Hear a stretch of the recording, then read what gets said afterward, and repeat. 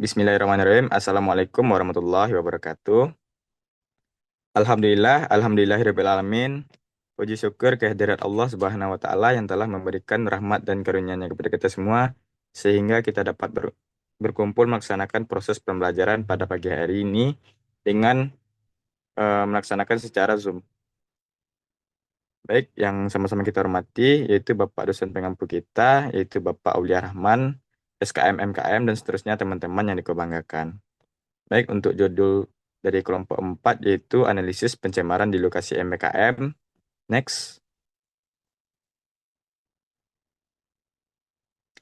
Untuk anggota kelompoknya itu ada saya sendiri, Kevi Eko Yudi, ada Reza Jainova Putri, ada Ais Izzati Hardian, ada Anggi Nurima Irawan, dan yang terakhir itu ada Novita Azhari. Next.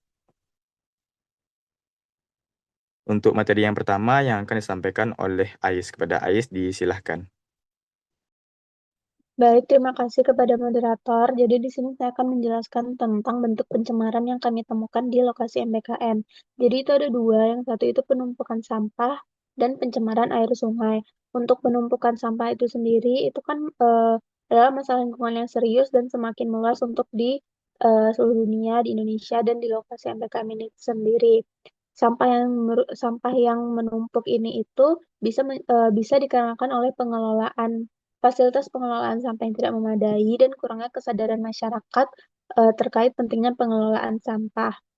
Nah, akibat yang bisa dihasilkan dari penumpukan sampah ini yaitu pencemaran tanah dan air, pencemaran air dan tanah dan air serta adanya pencemaran akibat licin. Jadi bisa dilihat itu masih banyaknya sampah-sampah yang berada di sekitar air sungai. Nah, licin yaitu air yang dari sampah itu bisa memasuki air sungai dan mencemari air sungai. Nah, eh, sampah-sampah yang berada di sekitar lokasi air sungai ini pasti adanya sampah plastik. Nah, sampah plastik ini jika berdiam lama di suatu tempat itu akan terdegradasi dan menghasilkan mikroplastik. Nah, yang kedua itu pencemaran air sungai. Nah, pencemaran air sungai adalah masalah lingkungan yang sangat penting karena sungai merupakan sumber kehidupan bagi banyaknya makhluk hidup. Nah, penyebab dari pencemaran air sungai itu biasanya dari limbah industri dan limbah rumah tangga. Kalau limbah industri itu kelompok mengambil dari laundry dan Demio. Nah, jadi sampah dari limbah industri ini bisa mencemari air sungai karena limbah industri ini bisa mengandung dari zat kimia yang berbahaya. Nah, untuk limbah rumah tangga itu seperti deterjen dan tinja. Nah, untuk akibat yang karena pencemaran air sungai ini bisa membunuh berbagai jenis makhluk hidup di sungai dan menyebabkan gangguan kesehatan pada manusia yang mengkonsumsi dari air sungai tersebut. Mungkin sekian dari saya, dikembalikan kepada moderator. Baik, terima kasih kepada Ais. Untuk materi selanjutnya yang akan disampaikan oleh Jia, kepada Jia disilahkan. Baik, terima kasih kepada moderator. Selanjutnya itu adalah materi tentang jenis. Nah, jenis pencemaran ini adalah jenis pencemaran yang terjadi di lokasi MBKM. Pencemaran lingkungan itu bisa berupa pencemaran tanah, pencemaran air, pencemaran udara. Kemudian pencemaran lingkungan yang paling banyak terjadi di lokasi MBKM kami ialah pencemaran air. Nah, pencemaran air sendiri itu merupakan keadaan terjadinya perubahan di suatu tempat penampungan air seperti sungai, danau, laut, dan sebagainya akibat aktivitas manusia. Nah, seperti yang sudah dijelaskan oleh teman saya sebelumnya, pencemaran air di lokasi MBKM itu sudah terjadi dari berbagai zat pencemar seperti sampah, licin, dan sebagainya. Nah, untuk pencemaran air pada Sungai Batangarau ini terjadi di Kelurahan Seberang Padang yang melewati dari Kelurahan Seberang Padang ke Kelurahan Batang Arau itu dicemari oleh sampah. Nah, Sungai Batang Arau tersebut sudah banyak dicemari oleh sampah. Jenis pencemaran ini bisa terlihat dari berbagai dokumentasi yang telah kami lakukan selama melakukan MBKM dan sangat terlihat bahwa pencemaran tersebut sudah banyak terjadi di air sungai yang melewati Kelurahan Seberang Padang tersebut. Dikembalikan kepada moderator. Baik, terima kasih kepada Jia. Untuk materi selanjutnya yang akan disampaikan oleh Novi. Kepada Novi disilahkan. Baik, terima kasih kepada moderator.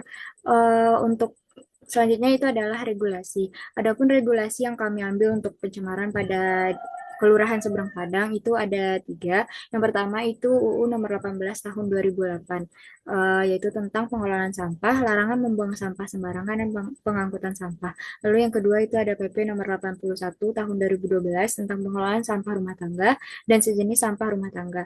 Lalu yang ketiga itu ada PP nomor 27 tahun 2020 tentang pengelolaan sampah spesifik seperti sampah rumah tangga yang tergolong B3. Dikembalikan kepada moderator. Baik, terima kasih kepada Novi. Untuk materi selanjutnya yang akan disampaikan oleh Ira. Kepada Ira disilahkan.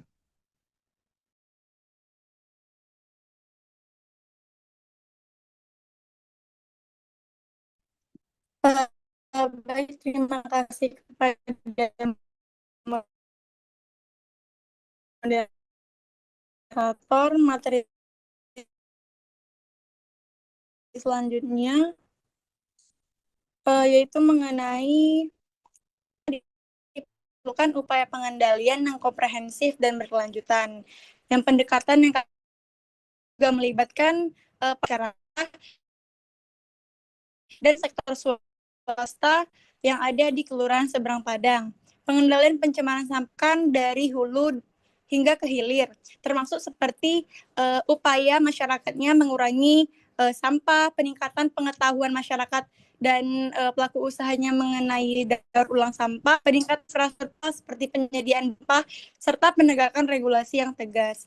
Selain itu, ada juga pengendaliannya seperti peningkatan kesadaran masyarakat melalui edukasi kampanye sosialisasi tentang dampak sampah dan kesehatan lingkungan. Selanjutnya, melakukan pengelolaan sampah yang efektif seperti mengajak masyarakat untuk memisahkan antara sampah organik dan anorganik. Kemudian selanjutnya melakukan penghimbauan kepada seluruh masyarakat untuk melakukan gotong royong bersama masyarakat setempat.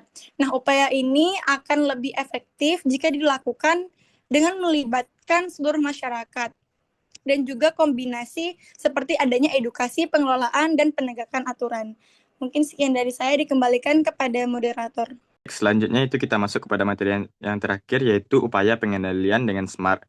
Yang pertama yaitu spesifik dan jelas, mengurangi penumpukan sampah dan pencemaran air sungai melalui pengelolaan sampah berbasis masyarakat. Yang kedua itu bagaimana terukurnya sampah yang menumpuk di sekitar sungai ataupun yang terbuang ke sungai dalam waktu 1 tahun. Yang ketiga yaitu dapatnya dicapai melibatkan relawan dan mengajak masyarakat dalam program Campaign Aksi Pengurangan Sampah Plastik. Next. Yang keempat yaitu relevan, memberikan edukasi kepada masyarakat sekitar jalur Campaign tentang pentingnya pemilahan sampah dan mencegah pembuangan sampah ke sungai dengan menggunakan media seperti leaflet dan menjelaskan cara pembuatan eco-break. Yang kelima yaitu batas waktu. Jangka pendek 3-6 bulan untuk pengurangan sampah plastik. Selanjutnya itu jangka panjang 1 hingga 2 tahun untuk rehabilitasi sungai dan pelestarian ekosistem. Mungkin sekian presentasi dari kelompok 4. Apabila ada salah dalam penyampaian kata, mohon dimaafkan. Wabillahi taufiq wal hidayah. Assalamualaikum warahmatullahi wabarakatuh.